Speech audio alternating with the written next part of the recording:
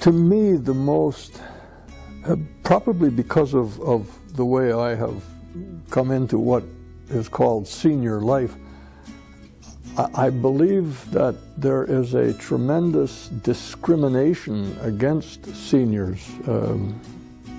Now, I don't know that it's still exactly the way it was, but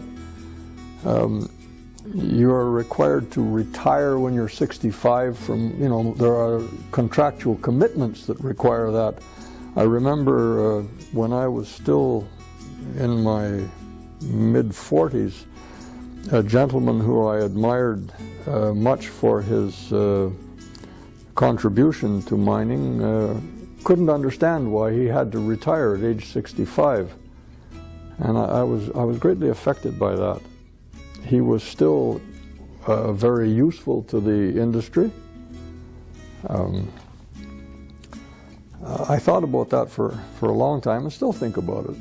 There are those of us who will probably be very useful into our 80s and 90s, and some people who, through no fault of their own perhaps, find themselves arthritic or whatever, and probably unable to work and should retire, and maybe they might be considered, shall we call it, seniors a lot earlier than some others. I don't think there's a cutoff where you suddenly become a senior. I don't know if that's a good way to look at it, but I see it that way. I'm disappointed if I apply for a job and my gray beard gives me away as being too old for it. For I don't consider myself too old for it. I think when I was going to school, it was decided that you would be educated toward some form of employment.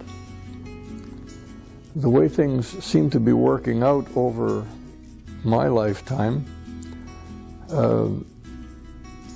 is that one may very well become a something from school, but that might not last for very long because of the various things that are developed due to technology. So I think it's great to learn to use the computer, for example. I've had to do that in later life.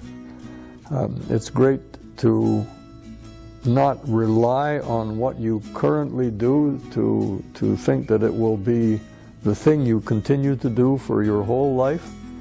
That you should acquire other skills so that you might continue to be productive throughout a long life.